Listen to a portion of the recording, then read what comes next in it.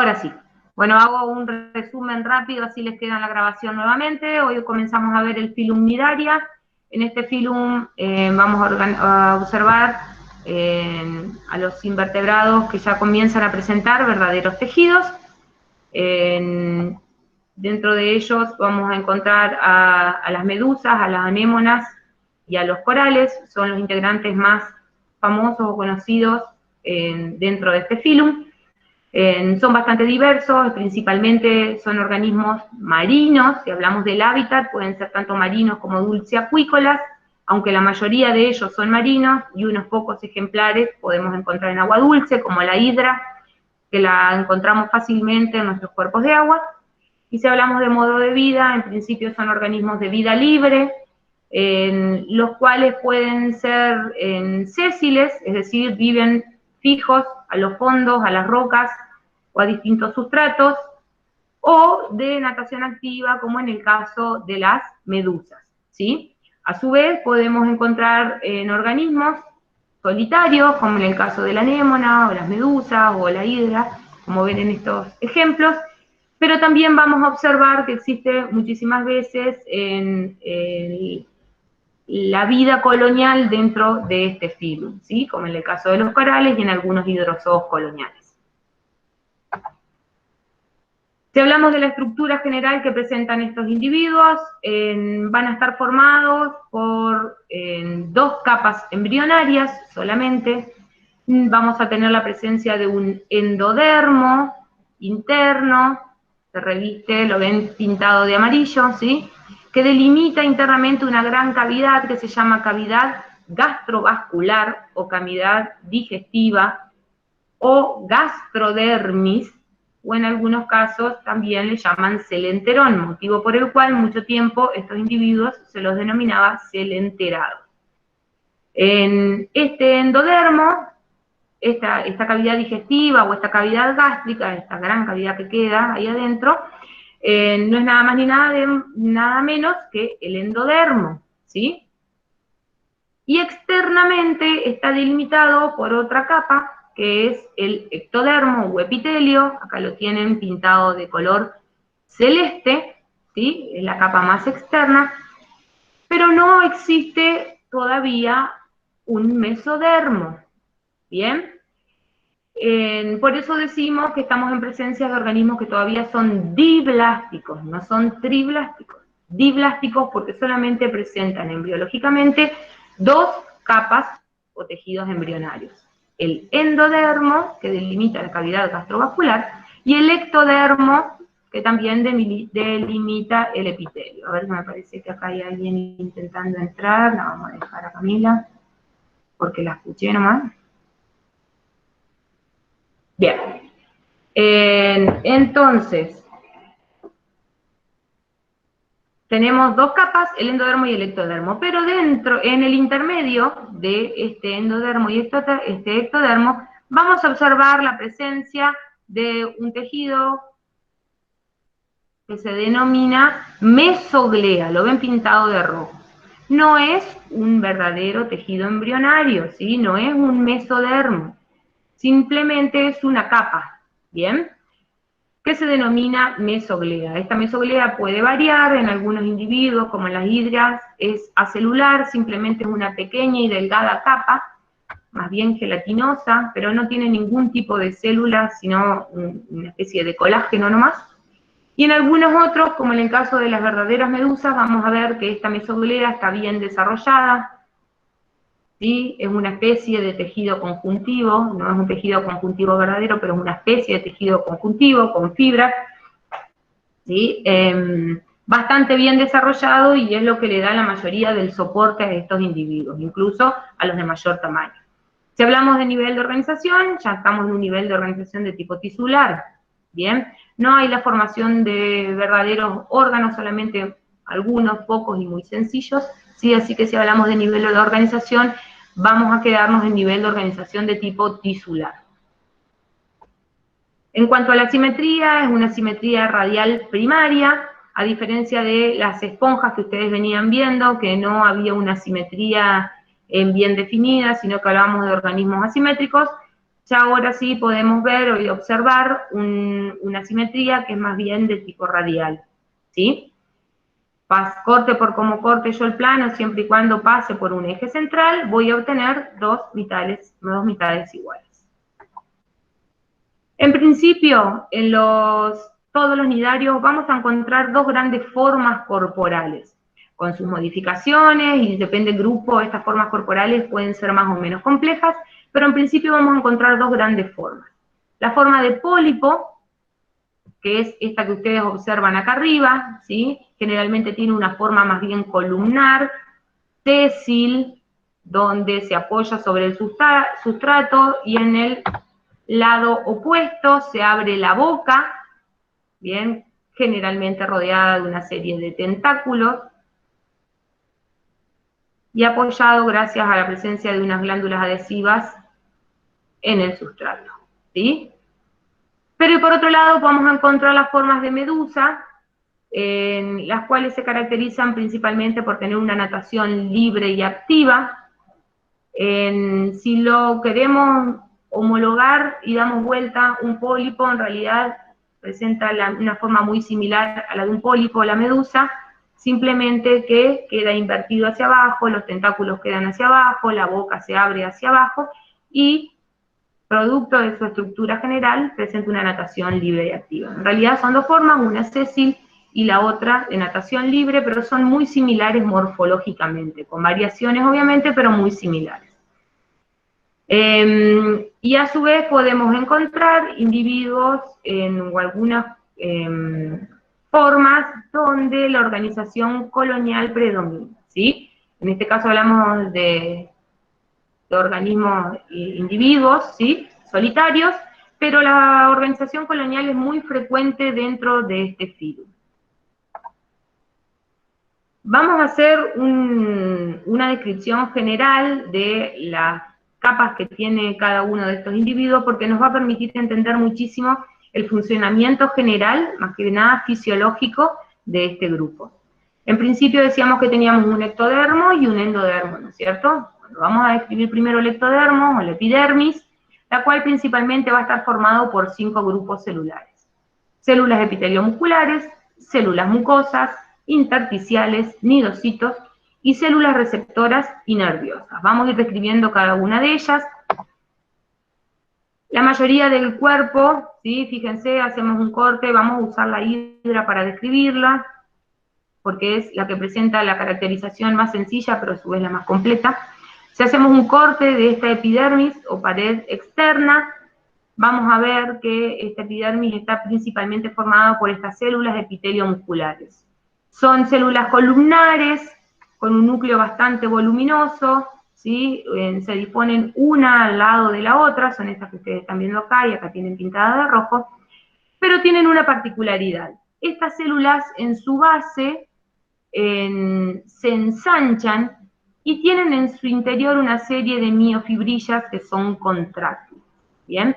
No hay un tejido muscular propio en estos individuos, sino que este epitelio, al tener estas miofibrillas en su base, van a contraerse porque estas miofibrillas a su vez están en contacto estrecho, la de una célula con la de su célula adyacente, y fíjense cómo se disponen paralelos al eje general del cuerpo, ¿sí? Si tengo a mi hidra paradita así, estas células se van a disponer paralelas al eje del cuerpo. ¿Qué beneficio le da? Además de que están interconectadas entre ellas, que cuando este individuo quiere contraerse, las células musculares se acortan y el cuerpo se achica. ¿Bien? Por otro lado, este epitelio tiene una gran cantidad de células mucosas, no están dibujadas en este gráfico, pero son muy similares a las células epiteliomusculares, con la diferencia que no tienen estas miofibrillas contráctiles, y como su nombre lo dice, la función principal es la de secretar mucus. Generalmente están muy concentradas en la base de estos pólipos, ya que son las encargadas de producir las secreciones que les permiten mantenerse adheridos al sustrato. Esto es una de las ventajas que les dan la ubicación y la disposición de estas miofibrillas contráctiles contráctiles en las células epiteliomusculares, justamente el poder coordinar el movimiento debido a la estrecha relación que hay entre las miofibrillas de una célula con su célula adyacente. Por otro lado, tenemos en otro grupo celular que son las células intersticiales. Las células intersticiales generalmente son pequeñas, redondeadas, con un gran núcleo, se encuentran entre las células epiteliomusculares, pocas veces, si no creo que ninguna, están en contacto directo con la luz externa del organismo, o sea, que no están en contacto con el medio externo, y estas células tienen una función muy particular. Son las encargadas de poder generar cualquier otro grupo celular, ¿sí? Por eso se dice que son totipotenciales o totipotentes. Si son capaces de producir cualquier grupo celular que el organismo necesite. En época reproductiva, estas células intersticiales son las encargadas de formar lo que son las gónadas, gametos, ya sean tanto masculinos como femeninos. En caso de que hay otro grupo en celular que ahora vamos a ver, los nidocitos, que son los que les dan el nombre al filum, son células que tienen una vida útil. Bueno, cuando terminan de usarse, estas células intersticiales son capaces de convertirse en nidocitos. Y si por X motivo esta hidra pierde una pelea con algún depredador y el depredador logra arrancarle un pedazo, estas células totipotenciales son capaces de volver a regenerar los tejidos. ¿Bien? Los nidocitos son un grupo celular que se encuentra en la epidermis y son justamente aquellos que les dan el nombre al filum. Este grupo celular solamente lo van a encontrar en los nidarios, por eso justamente se llaman nidarios, ¿sí? Por la presencia de estas células. Estas células son principalmente y abundantes en los tentáculos, ya sea en las formas de pólipos como en las formas de medusa. Incluso muchas veces hay tanta cantidad que se observan como esta forma rugosa, como ven en la hidra, todos esos mamelones encimados que ven es una gran cantidad de nidocitos que tienen en los tentáculos. Y en las medusas generalmente se encuentran en los tentáculos que bordean a la umbela externamente.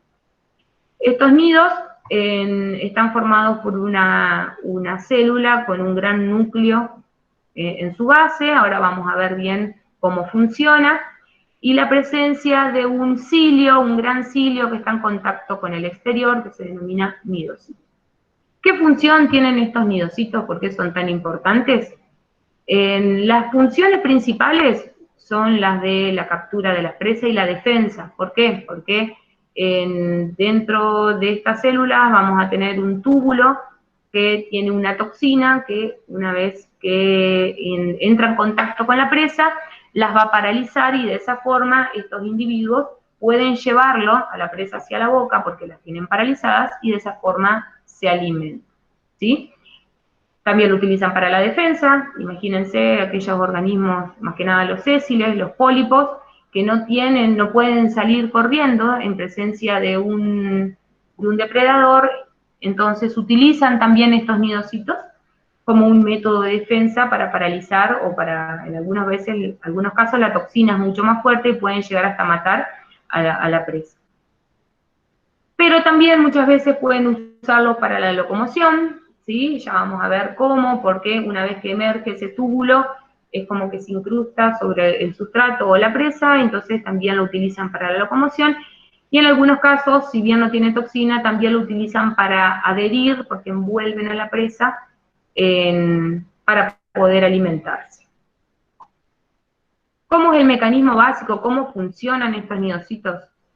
Esta es la célula general, un nidocito, ¿sí? Es una gran cápsula en realidad.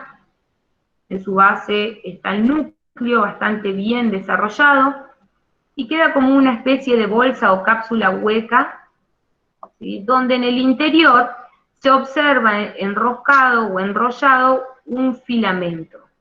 Bien, este filamento hay distintos tipos, obviamente. Generalmente en el extremo presenta una serie de espinas que le van a permitir perforar la presa. pero se encuentra enrollado dentro de esta gran cápsula, la cual generalmente está encerrada por una especie de solapa u opérculo. Bien, en estado de reposo, este opérculo está completamente cerrado. Y como les decía hoy, esta célula se caracteriza por la presencia de un nidocilio, es como estructuralmente es muy parecido a los cilios, como vieron ustedes en el grupo de los ciliados, y este cilio siempre está en contacto con el medio externo. Frente a la presencia de algún estímulo, ya sea químico o mecánico, ¿sí? Si la presa entra en contacto con este nidocilio o si hay alguna respuesta química debido a la presencia de una presa, lo que ocurre es, dentro de esta gran cápsula hay una gran descarga de calcio, ¿sí? Empieza a ingresar gran cantidad de calcio a esta cápsula. ¿Qué es lo que provoca? Que haya una diferencia de presión osmótica, ¿sí? Va a haber mayor cantidad de calcio adentro de esta cápsula que afuera. Entonces, ¿qué va a ocurrir? El agua va a intentar ingresar desesperadamente hasta esta cápsula para poder igualar las presiones con respecto al medio externo. Entonces, ¿qué va a ocurrir? Empieza a ingresar agua, empieza a ingresar agua, empieza a ingresar agua, hasta que un momento hay tanta presión que este opérculo se abre y permite la liberación de este filamento, el cual en una primera etapa hace que se rompa el tegumento de la presa y luego se vierte, ¿sí?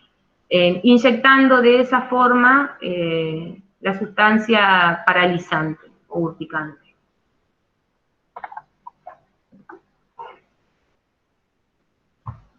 Bien, ¿de dónde se originan? A través de nidoblastos, que son nada más ni nada menos que células intersticiales, estas células totipotenciales que se modifican para la formación de los nidos. Hay una nidogénesis constante, es decir, hay un proceso continuo de formación. Se cree que cada vez que un nidario utiliza sus nidocitos para paralizar la presa, pierde casi el 25% de los nidocitos que ellos tienen, así que automáticamente y casi en 24 horas pueden volver a generarlo, ¿sí? Es bastante rápido este proceso de formación. Existen distintos tipos de nidocitos, los más comunes son los nematocitos, los cuales se encuentran en todos los nidarios, pero igualmente existen o se conocen, están descritos aproximadamente 30 tipos distintos de nidocitos. ¿Sí? Los nematocitos son los más comunes y los que se pueden encontrar en todos los grupos. Sin embargo, va variando. En otros grupos vamos a encontrar la presencia, por ejemplo, de espirocistos, para que conozcan, en los antozoos, que serían las anémonas o los ticocitos, son bastante restringidos a estos grupos en particular, para que conozcan otros grupos. Sin embargo, nos vamos a centrar generalmente en los nematocitos, que son los más comunes de encontrar, ¿bien? Y por último tenemos las células nerviosas o receptoras. No hay la formación de un tejido nervioso hay, lo que no hay un sistema nervioso centralizado, como podemos encontrar en otros invertebrados un poco más complejos, ¿sí? Pero son células las cuales generalmente se disponen entre las células epitelio musculares. Aquí me llegó una notificación de alguien que quiere entrar. Seguimos. Se disponen entonces entre las células epitelio musculares. Muchas veces pueden tener también un cilio, el cual se encuentra dirigido hacia el medio externo, que va a ser de receptor, obviamente, del estímulo, y habitualmente se encuentran interconectados con otras células nerviosas, formando una especie de red o plexo nervioso en general, ¿sí? Es bastante sencillo, pero tenemos una comunicación de tipo nervioso. Esto es en cuanto a la epidermis, ¿bien? Fíjense, acá tenemos la mesoglea, en este caso es una lámina muy finita, e internamente ya tenemos a nuestra gastrodermis. ¿En qué células vamos a encontrar dentro de esta gastrodermis? Vamos a encontrar menos grupos celulares que en el caso de la epidermis. Vamos a encontrar unas células que se denominan células nutritivo-musculares. Serían bastante similares a las células epiteliomusculares de la epidermis. En la base también van a tener miofibrillas contráctiles, que son estas que ustedes observan acá, pero a diferencia de las de la epidermis, se van a encontrar perpendiculares al eje del cuerpo. Bien, nosotros teníamos que en la epidermis, las células epiteliomusculares tenían sus miofibrillas que estaban paralelas al eje del cuerpo. En este caso están al revés, están perpendiculares, lo que va a hacer de que formen como anillos concéntricos de paquetes musculares, lo que le va a permitir la contracción a nivel circular del sistema muscular. A diferencia del otro, que permite el acortamiento de los individuos y hace un acortamiento de tipo longitudinal. A su vez, estas células, como el nombre se los dice, van a ser las encargadas de la nutrición, son las que van a formar con un proceso muy similar al de lo que vieron en los protistas, van a ser encargados de la digestión interna, van a ingresar estas células a través de grandes vacuolas y va a ocurrir la digestión interna dentro de estas células. Y por otro lado tenemos células glandulares enzimáticas, como el nombre se los dice, tienen la propiedad de producir grandes cantidades de enzima, las cuales, una vez que la presa está en contacto con la cavidad gastrovascular que estaría acá adentro, liberan estas enzimas para que comience primero una digestión externa. Es decir, que en esa gran cavidad gastrovascular, primero se liberan las enzimas, comienza la digestión, se hace como un gran caldo, y una vez que está relativamente procesado, recién las células nutritivo-musculares van a ser las encargadas de englobar ese alimento y que ingrese. La nutrición en general de todos los nidarios, si hablamos en general, es principalmente carnívora. Bien, pero me olvidé de comentarles algo importante acá.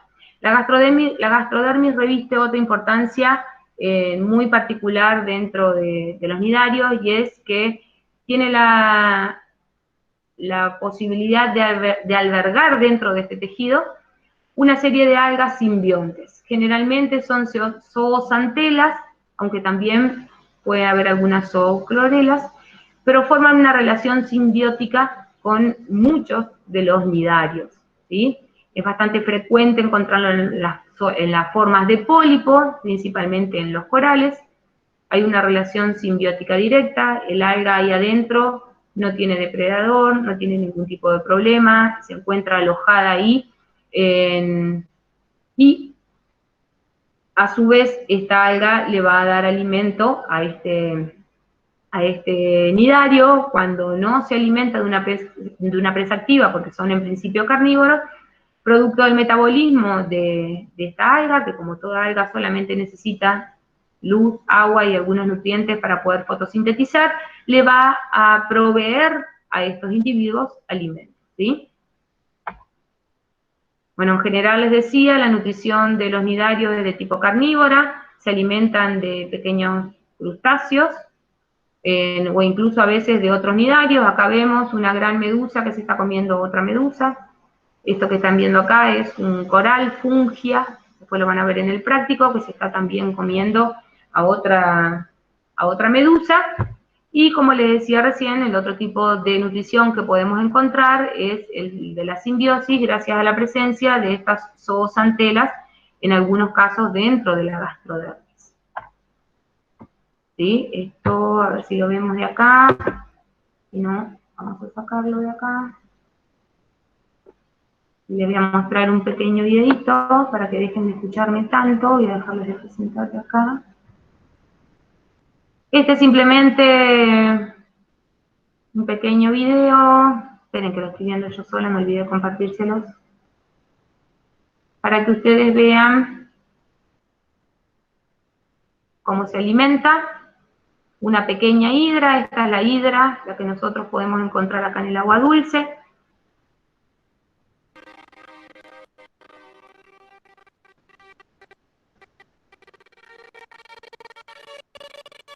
Me he cortado. Ahí está. Fíjense, está formado por una gran columna. La boca es muy pequeña. se abre acá en el medio de este gran cono que se llama hipostoma, ahora vamos a ver con mayor detalle. Fíjense los tentáculos, cómo se puede observar la presencia de esos puntitos blancos que ustedes ven ahí, son baterías, son grandes concentraciones de nematocitos que los van a utilizar para paralizar a la presa. Fíjense, a ver si adelantamos un poquito. Estos son pequeños microcrustáceos, son copépodos, son también muy fáciles de encontrar en el agua dulce, está lleno. Y fíjense, vamos a adelantar un poco. Acá todavía se está moviendo, hasta que entran, fíjense, en contacto con los tentáculos. Es casi imperceptible, pero fíjense cómo automáticamente paraliza a la presa. Ay, además acá la música que es muy drástica, es una película de terror. Y van a ver cómo llevan con sus tentáculos hacia la boca. Vamos a adelantarlo para que vean, pero ahí ven cómo llevan con los tentáculos hacia la boca.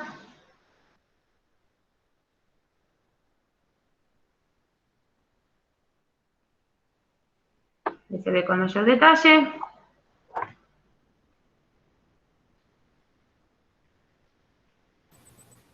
Fíjense que el copépodo ya está completamente paralizado. Es más fácil manipularlo para esta hidra. Van a ver la gran plasticidad que tiene a las capas. Como veíamos hoy, la cantidad de tejidos y las capas que tienen estos individuos son muy sencillas y los hacen muy plásticos también. Fíjense que si bien la hidra es bastante finita y flaquita, tiene una gran plasticidad y una vez que empieza a engrullir a la presa, ¿sí?, cómo cambia la forma del cuerpo para poder englobar por completo a este copépodo, ¿sí? Una vez que entra ahí a su cavidad gastrovascular, fíjense que incluso si serán finitas o tendrán tan pocas capas celulares que se puede ver hasta por transparencia todo lo que está dentro de la cavidad gastrovascular, ahí la ingiere por completo, y ahí recién comienza la digestión gastrovascular, ¿sí? Hay eliminación de las enzimas a través de las células enzimáticas y luego comienza la digestión. Bien, eso era más o menos para que conozcan y vean cómo se alimenta. Vamos a volver a la presentación.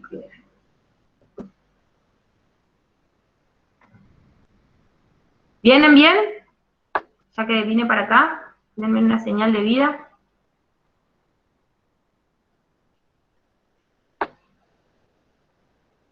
Bien.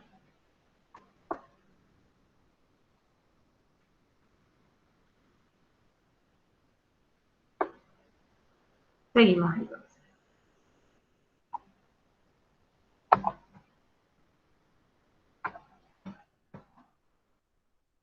El intercambio gaseoso general y la excreción de estos individuos se da por la superficie general del cuerpo. Es decir, en el proceso de la respiración se hace y ocurre por la superficie general del cuerpo. Al no haber un mesodermo, todavía no hay la formación de verdaderos pulmones o branquias, o sea, algún órgano que participe exclusivamente de esta función. Tampoco lo necesitan, al haber tan poca distancia de recorrido de una célula a otra, porque son bastante sencillos histológicamente, tranquilamente difunden los gases del interior hacia el exterior en muy poco tiempo, no hay ningún peligro de toxicidad, ¿bien? Entonces, tanto el intercambio gaseoso como excretor se realiza a partir de la superficie general del cuerpo. Me quedó una publicidad por acá. A ver si logro sacarla. ¿Cuánto molesta?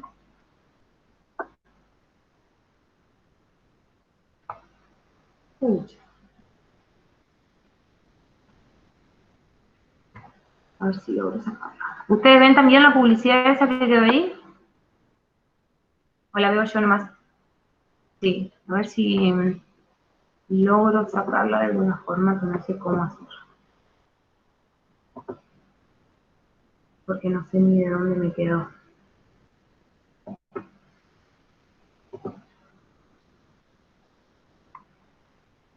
Ahí se fue. Listo. En principio, los residuos nitrogenados se difunden por la superficie general del cuerpo. Ustedes saben que los residuos nitrogenados son tóxicos para cualquier ser vivo, así que de alguna forma los tiene que eliminar.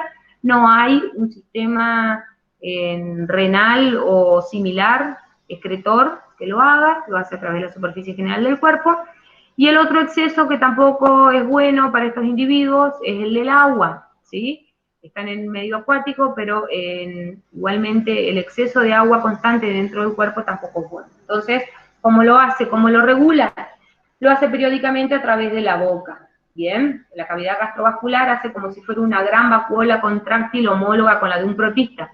De vez en cuando, periódicamente, hace contracción del cuerpo y libera a través de la boca el exceso del agua, producto del metabolismo general del cuerpo de estos individuos.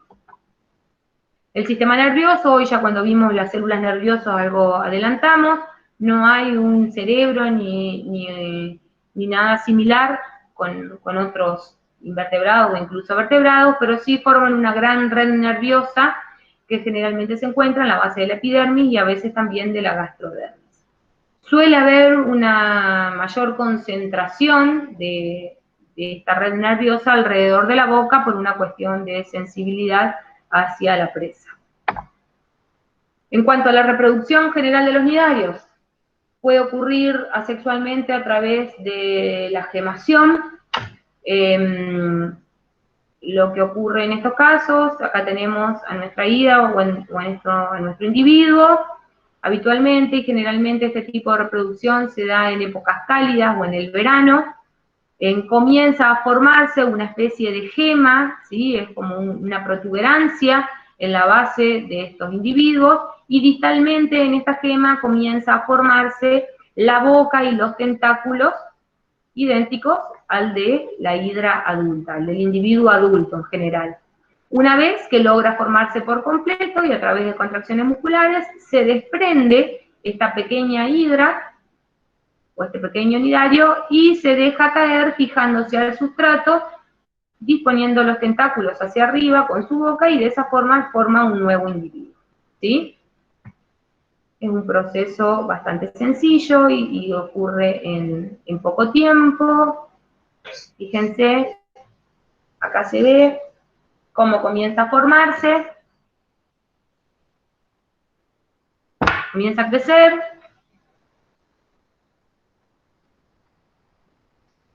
y una vez que está completamente desarrollada, se desprende de la madre, se va a dejar caer y se posiciona sobre el suelo en su posición sésil básica, ¿sí? Se fija el suelo.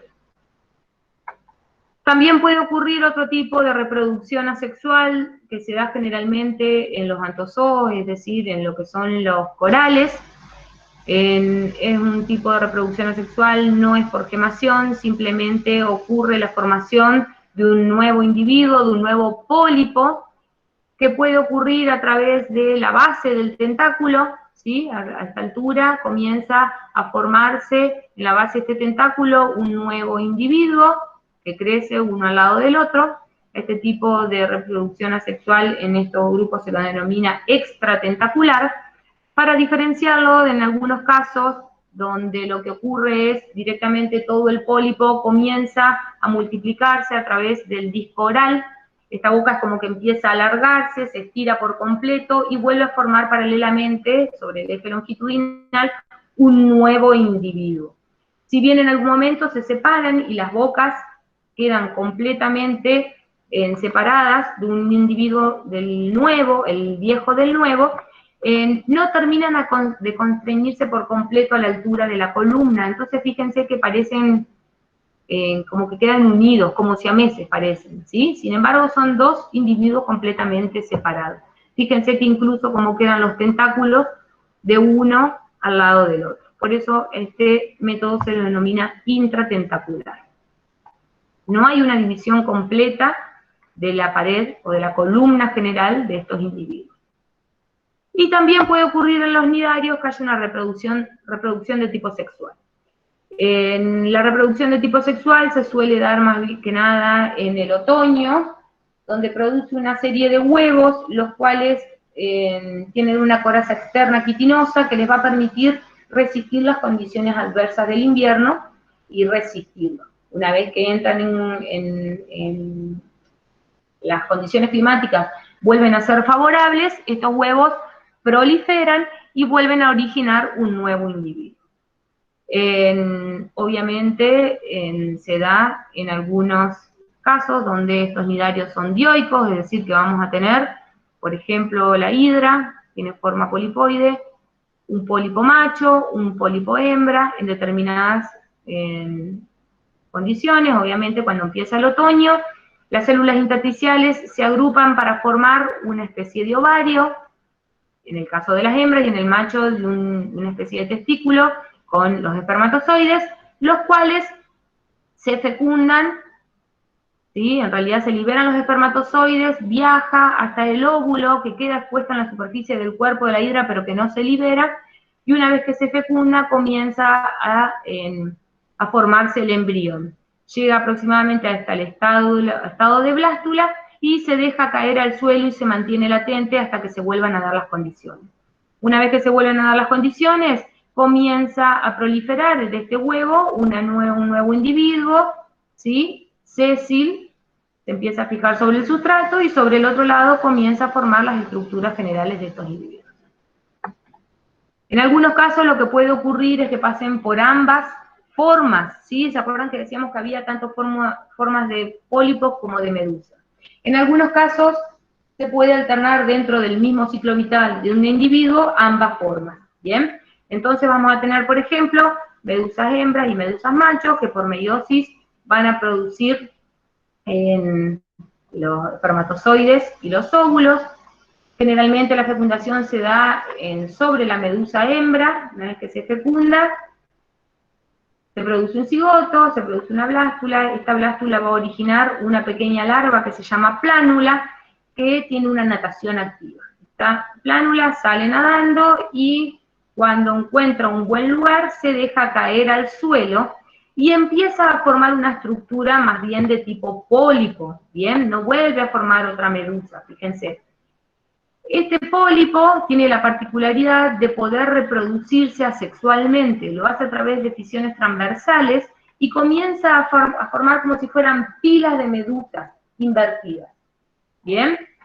Por las mismas contracciones del cuerpo, en determinado momento, estas medusas van creciendo y se van liberando hacia el medio externo.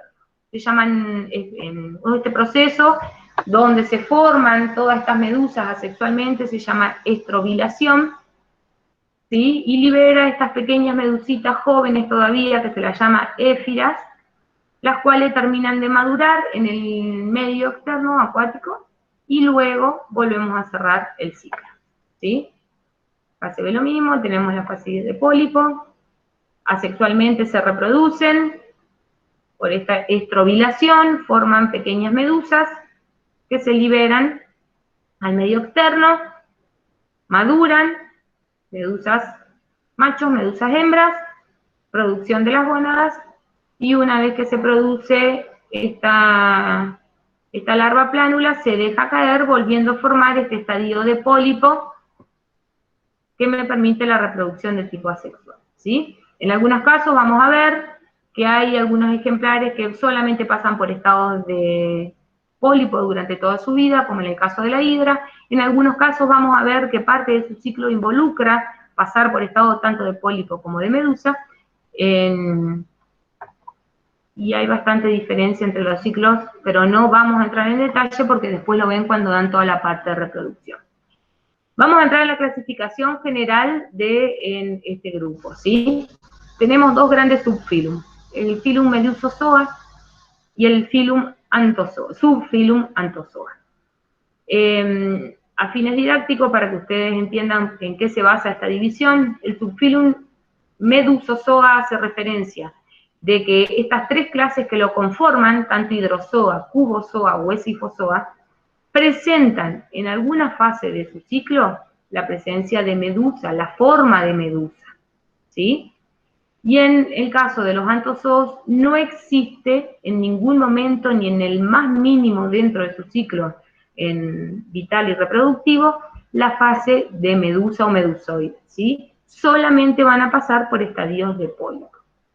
Tenemos 3 grandes clases, entonces vamos a ir dando una por una cuáles son las características generales: la clase hidrozoa, la clase cubozoa y la clase escifozoa. Vamos a empezar por ahí, vamos a empezar por la clase hidrozoa.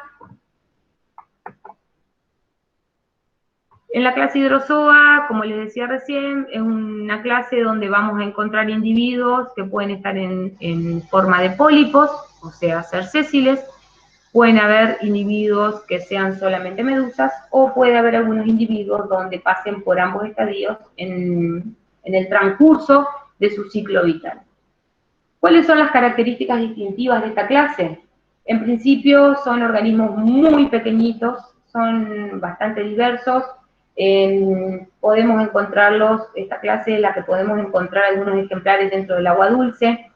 A veces son tan chiquititos y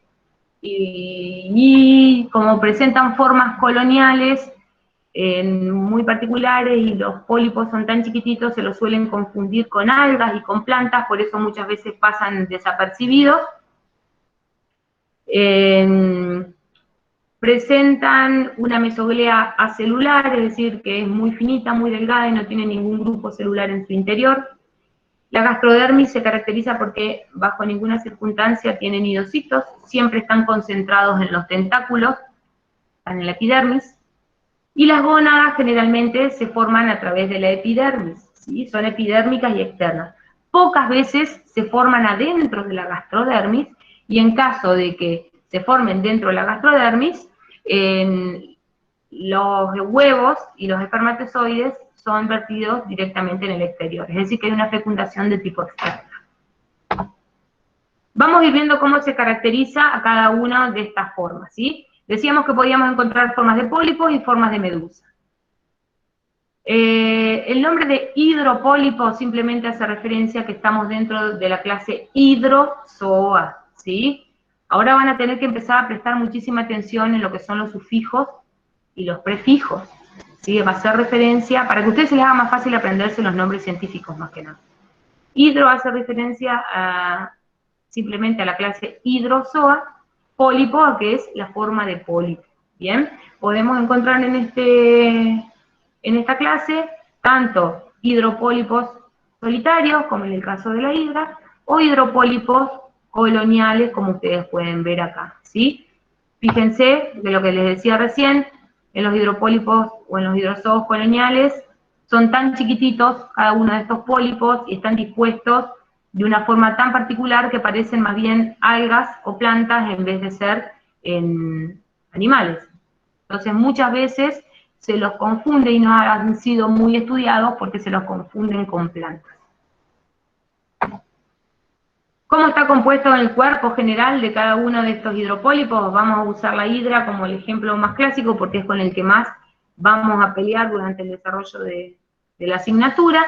En principio están formados por una columna que ocupa la mayor parte del cuerpo, ¿sí? Es tubular, es la columna del cuerpo, la cual se encuentra fija a un sustrato a través de un disco que se llama discopedio o de fijación. En el extremo opuesto a este disco de fijación vamos a encontrar una protuberancia generalmente en forma cónica que se denomina hipostoma, la cual va a estar rodeada por una serie de tentáculos, ¿sí? Estos tentáculos son los encargados, lo tienen en su interior a los nidocitos. La boca se abre en el medio de esta protuberancia o hipostoma. Bien, sin embargo, en algunos organismos, en la mayoría de ellos, esta boca solamente se forma en el momento que se va a alimentar, sino está completamente cerrada. Igual, si bien son sésiles, estos individuos tienen la particularidad de poder desprender su disco y poder hacer movimientos como si fueran de volteretas y poder desplazarse. Poco, pero pueden desplazarse, ¿sí? Decíamos también que podemos encontrar en algunos casos hidrozoos de tipo coloniales.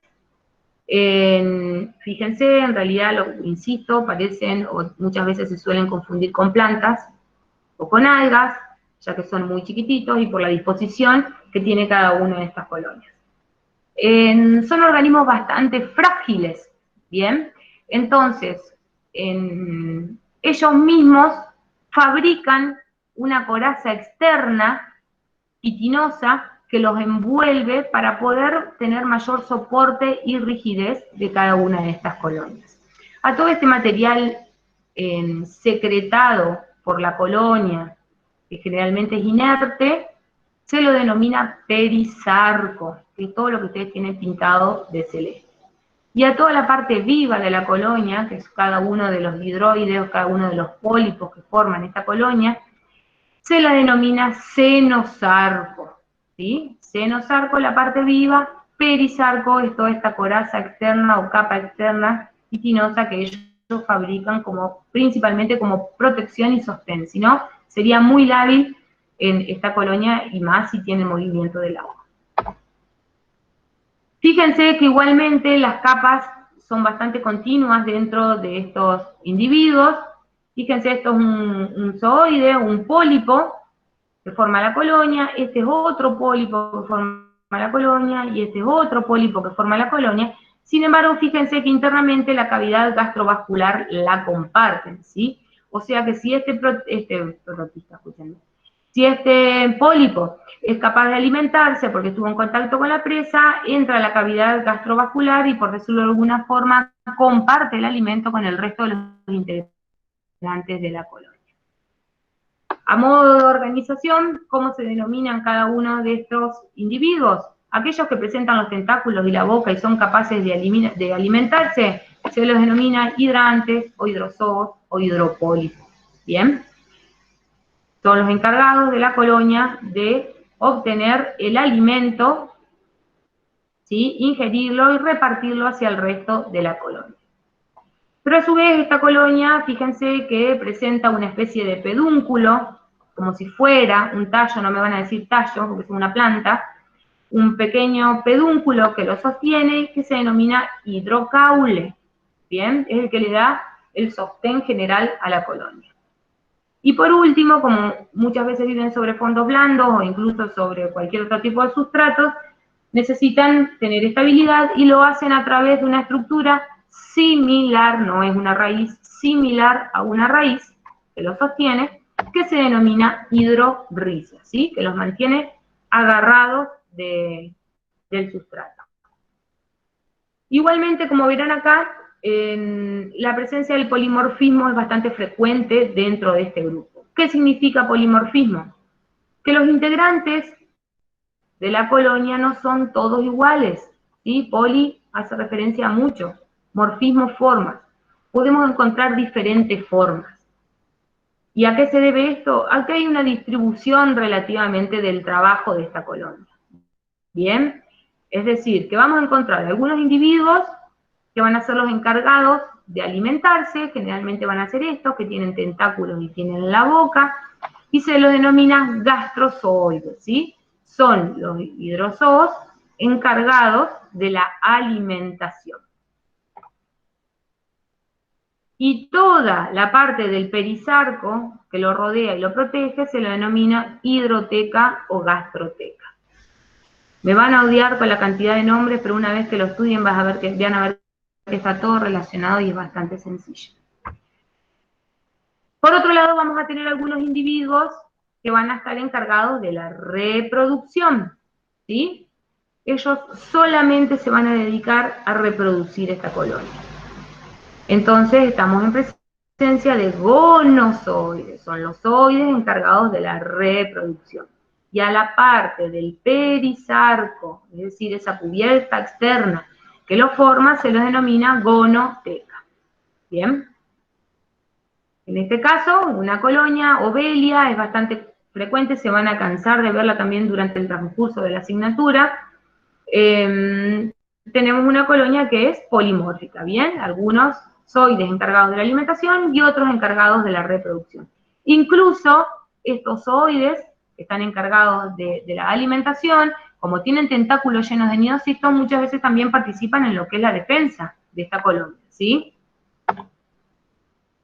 Y esto simplemente para que vuelvan a refrescar cómo ocurre un ciclo en uno de estos individuos. Fíjense Ovelia, acá vamos a tener otra vez a los gastrozooides encargados de la alimentación, con la boca propiamente dicha y todos los tentáculos para atrapar a la presa, y vamos a tener a estos gonozoides, fíjense que son completamente diferentes morfológicamente, no tiene boca, no tiene tentáculos, tienen en su interior un blastostilo, que es un tejido muy particular, que es capaz de ir generando constantemente pequeñas medusitas, las cuales se van a ir liberando al medio externo a medida que van madurando, ¿sí? Y luego ahí en el medio externo va a ocurrir la reproducción de tipo sexual.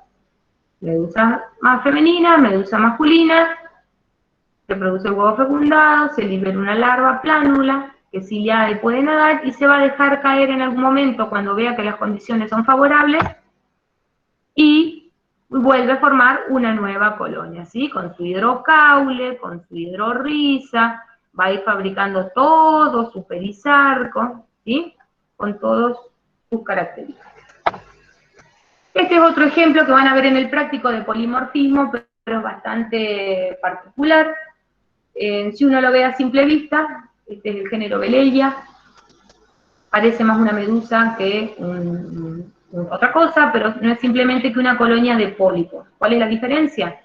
Que en este caso, ustedes veían que esta colonia siempre se mantenía fija, como todo pólipo se mantiene fija a un sustrato y no se mueve, y esta en realidad son mucho más errantes, es decir, tienen una especie de flotador quitinoso que lo fabrican ellas mismas, que es este que ustedes ven acá, con una gran vela, lo cual le permite moverse sobre la superficie del mar gracias a los vientos. ¿Bien?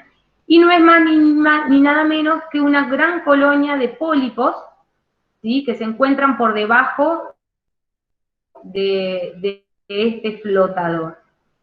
Generalmente están formados por un solo gastrozooide muy grande que se encuentra en el medio, que es central. Lo van a rodear un montón de gonozoides encargados de la reproducción, y periféricamente, que muchas veces se los confunden con tentáculos, pero no son tentáculos, presenta dactilozoides. Este es un tipo de zooide particular cuya función exclusiva es la defensa de esta colonia. Bien, en este caso el gastrozoide no va a cumplir una función de defensa, como ocurría en este caso, que no tenía dactilozoides, sino que hay un zooide más, hay un tipo de zooides especializado exclusivo para la defensa, que son los dactilozoides. Y obviamente están distribuidos en la periferia, bordeando y rodeando y protegiendo al resto de los individuos. Este es otro ejemplo, que también van a ver en el práctico, de la misma característica o similar al que veíamos recién a Belelia, esta Physalia o fragata portuguesa o carabela portuguesa. En este caso presenta una adaptación muy particular al medio para poder trasladarse gracias al viento. Tiene una glándula, ¿sí? Ese disco quitinoso como tenían acá, en vez de un disco quitinoso tienen como una gran glándula que segrega un gas y hace como si fuera un globo o un gran flotador, que también le permite moverse gracias al viento, o también le permite, si expulsa el gas, moverse sobre la columna del gas, del agua, expulsa el gas y se va hacia abajo, y si quiere volver a flotar, vuelve a fabricar ese gas gracias a una glándula y sube nuevamente hasta la superficie. También es polimórfica, vamos a tener gastrozooides, gonozoides y dactilozoides, con la diferencia que los dactilozoides de este género son bastante peligrosos, ¿sí? Hay muchos accidentes, el hombre ha tenido bastantes accidentes, y el problema es de que cuando están en el mar no se los ve, ¿sí? Fíjense, la coloración es bastante transparente, además no suelen ser muy grandes, ¿sí? Y los dactilozoides pueden medir hasta 10 metros. Es decir, que yo tengo de acá 10 metros, imagínense un globito así de gas, que yo no lo veo, pero en el interior presenta estos dactilozoides que son muy chiquititos y finitos, y provocan muchas veces accidentes. No es tan frecuente la muerte por la toxicidad, pero ha habido casos de muerte por una cuestión de intolerancia al veneno. Es muy fuerte la picadura. Esto es un detalle, simplemente, igual lo vamos a ver en el práctico. Vamos a tener algunos zooides encargados de la alimentación, son estos que presentan estos tentáculos gruesos, y en el medio se va a abrir la boca. Vamos a tener en algunos casos los dactilozooides, que yo les decía recién, entre 9 y 10 metros pueden tener de longitud. Son bastante chiquititos, parecen como un collar arrosariado, una pelotita al lado de la otra, y su toxicidad es bastante potente. Y después vamos a tener a los encargados de la reproducción, que son los gonozoides. Fíjense, esto es solamente un caso de una persona que empezó a sintió como que le dieron un latigazo, pero al principio no tenía nada, y en cuestión de 4 o 5 días empezó a manifestar la presencia de las quemaduras por los dactilozooides. Obviamente ella no vio en su momento a la medusa, se supuso incluso después por los tipos el veneno en sí, y tipo de ampollas y quemaduras. Generalmente después esto queda con las marcas, hay un queloide muy grande que forma producto del veneno. En este caso no hubo problemas de mortandad, pero ha habido casos donde la gente no es tolerante a la toxicidad del veneno, que generalmente es neurotóxico, y no lo ha soportado. Bien, y decíamos también que dentro de los hidrozoos podemos encontrar las formas de medusa. Venimos hablando de formas de pólipos, ya sea coloniales, no coloniales, polimórficos o no. También tenemos la forma de medusa. Bien, ¿cómo está formado? Es simplemente como un paraguas invertido. La capa más externa de la epidermis generalmente está formada por células aplanadas, ¿sí? La parte convexa se la denomina exumbela a toda esta parte externa, y a la cara interna de esta epidermis se la denomina subumbela. ¿Sí? Queda como un pequeño sombrerito o sombrilla dirigido hacia abajo. En donde se juntan la exumbela y la subumbela se forma como un pequeño repliegue que se lo denomina velo, del cual cuelgan,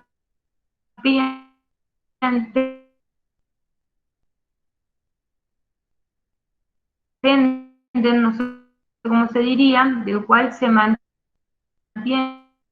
adheridos a ese velo la mayoría de los tentáculos que ven acá, ¿sí? Estos tentáculos son los encargados de tener en su interior, los nidocitos, y paralizar a la presa. La boca se abre en el medio de una especie de manubrio, es como un gran tubo que tienen, en el medio se abre la boca. Son medusas bastante chiquititas, vean el otro lado, acá se ve, fíjense, la epidermis externa, la exumbela, cómo queda, y interna se ve como más rojo la subumbela, y todos los tentáculos en este reborde o velo, ¿sí? Acá en el medio no se llega a ver, pero está el manubrio con la boca, y fíjense que acá está el orificio, esta es la cavidad gastrovascular, muy finita. Clary. La primera parte, cuando estabas escuchando, creo que se trabó mucho. No sé si los chicos llegaron a escuchar bien lo de exumbela y subumbela. No, se trabó un poco. No sé si ¿Esa parte se cortó? los chicos llegaron a escuchar bien.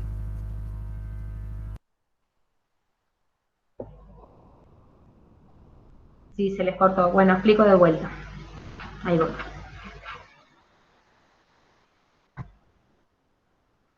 Vemos.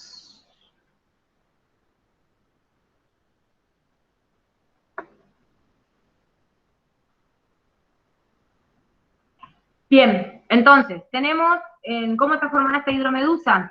Una capa externa de la epidermis, que se la denomina exumbela, es como un paraguas, como una sombrilla invertida. Tenemos a la exumbela, y internamente, ¿sí?, la capa de la epidermis hace como un reborde, y tenemos a la subumbela. Bien, quedan como dos capas, una externa y una interna, bastante delgada. Donde se unen la exumbela y la subumbela, hace como una especie de reborde, ¿sí?, como un bordecito, en donde se encuentran todos los tentáculos que rodean a esta medusa, ¿sí? Y en esta exumbela por el interior de esta medusa, podemos ver cómo la boca se abre a través de como un tubo o manga que se denomina manubrio, ¿sí? En el interior, en la base de ese manubrio se abre la boca y ahí ya tenemos la cavidad gastrovascular. ¿Ven? Ahí está la boca y queda en la cavidad gastrovascular. Fíjense qué delgada es esta sería la exumbela, que ven más bien blanquecina, y en rojo ven la subumbela, como forma esa especie de paraguas, es como una campanita invertida. Y todo alrededor en el velo, en ese reborde que se forma, se disponen los tentáculos con los nematocistos. Bien, vamos a los escipozoos, vamos a la otra clase. Las escipozoos se caracterizan porque pueden pasar tanto por la fase de medusa como la de pólipo, generalmente en un pequeño momento dentro del ciclo vital y prefase se denomina escifomedusa y escifopólipo. Bien, vamos a ver dos grandes órdenes, el semiostoma y el rizostoma. En general, la clase Scipozoa, como les decía recién, predomina la fase de medusa. La forma de pólipo o polipoide está restringida a una pequeña fase del ciclo. Presentan mayor tamaño que las hidromedusas, que son una mesoglea un poco más compleja, ya tiene algunas células ameboides y un tejido conjuntivo un poco más desarrollado. Generalmente las podemos encontrar, son todas marinas, en los individuos de esta clase son todos marinos. Nos encontramos en mares fríos y tropicales. Si bien alcanzan una mayor forma, un mensaje de un compañero. Este es un ejemplo donde la umbela puede alcanzar hasta 2 metros de diámetro, ¿sí? Es uno de los casos más extremos, obviamente. Cyanella capilata. Pero habitualmente son más grandes que las formas de pólipo. La medusa es bastante similar a las hidromedusas con algunas modificaciones. En este caso, ese manubrio o ese tubo se va a dividir en 4 brazos orales, ¿sí? Generalmente es ese tubo, pero subdividido en 4 u 8 brazos orales, que en el centro se abre la boca. Y el borde, fíjense que no presenta ese velo o ese reborde, y generalmente es festoneado. Fíjense que forma como pequeños lóbulos, que es bastante característico de este tipo de medusas. Bien, los tentáculos pueden variar en longitud, pero generalmente son de menor longitud que lo de las hidromedusas que veíamos hoy. Aurelia aurita es uno de los géneros, una de las especies que se van a cansar de ver también durante todo el desarrollo de la asignatura. ¿Sí? Esta es la famosa Aurelia aurita. Lo que ven ahí, bastante luminoso, porque son muy particulares, son las gónadas que se encuentran adentro de la cavidad gastrovascular. Pero eso les cuento nomás para que ustedes conozcan, porque después van a verlo cuando dan la parte digestiva. El otro orden es la de las medusas rizostomas. Seguimos dentro de esta clase. En este caso, la mesoglea es muy desarrollada, presenta unas grandes fibras musculares y un plexo nervioso bastante desarrollado, a diferencia de las anteriores que veíamos que tenía estos tentáculos en marginal, completamente carecen tentáculos en el borde marginal, y estos brazos orales, que acá teníamos 4, se subdividen, o sea que tiene 8 brazos orales, pero además están muy desarrollados, ¿sí? Y tienen gran cantidad de nematocistos. Están tan desarrollados a tal punto de que obliteran por completo el ingreso a la boca queda tapada, no pueden alimentarse directamente llevando el alimento hacia ahí. Entonces se forman dentro de estos en brazos como una especie de canales internos que se les denomina bocas secundarias o pliegues secundarios para que ingresen por ahí, por estos brazos, el alimento. Hay mucho desarrollo de estos brazos orales, ¿sí? Rizostoma es uno de los géneros que también van a ver en el práctico. Y antes de hacer un recreo, vamos a ver esta clase, Cubozoa, que es bastante cortita. También, esta clase Cubozoa la pueden llegar a encontrar dentro de la clase Sifozoa. En Rupert, en el libro Rupert, seguro la van a encontrar ahí adentro, pero bueno, las clasificaciones más modernas directamente lo elevan y lo separan de la clase Sifozoa, lo elevan a una clase particular, ¿sí? Tengan cuidado cuando lo estudian, acuérdense de las clasificaciones taxonómicas, básense en las de la teoría o en la del archivo ese que dice sistemática. Lo mismo que veíamos recién, en esta clase predomina la fase de medusa, la forma de pólipo está muy restringido a una pequeña parte del ciclo.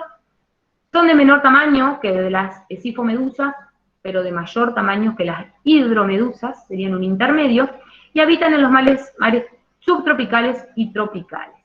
¿Qué particularidad tienen? Les quiero dar solamente un ejemplo. La avispa de mar es un ejemplar que pertenece a esta clase, Chironex, y es uno de los invertebrados más tóxicos y mortales que podemos encontrar, ¿sí?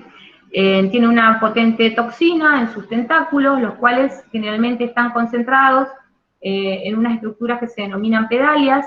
En sí la umbela es cúbica, por eso se llama cubomedusa, es como un gran cubo gelatinoso transparente que no se lo ve, y en los extremos forman como 4 penachos que se denominan pedalias, y ahí parten los tentáculos, están concentrados en estas 4 pedalias. Los tentáculos tienen esta toxina que es muy potente, es neurotóxica, y no tarda más de 3 a 20 minutos en provocar la muerte en los accidentes en el hombre, ¿sí? Los casos que ha habido directamente no llegan ni a salir del agua y mueren ahogados, pero porque la toxina es muy fuerte y neurotóxica y no tiene vuelta atrás. Pocas personas han sobrevivido a las picaduras de esta avispa de mar. Son bastante pequeñas y obviamente por esa coloración que yo les decía recién, son transparentes y no se las ve, ¿sí? Y son encima bastante frecuentes en las zonas litorales, o sea que los accidentes pueden ser muy frecuentes. Este es el ciclo, simplemente para que vean cómo pasa también, en principio el estado principal es el de medusa, pero luego de la formación de una larva se produce un pequeño estado de pólipo, ¿sí? Pequeño, el cual va a producir a través de la reproducción asexual nuevas medusas. Pero en principio predomina la fase de medusa. La de pólipo queda restringida a una pequeña parte del ciclo. Hagamos un recreo, 5 minutos, vayan a recargar el agua del mate y nos volvemos a encontrar, ¿sí?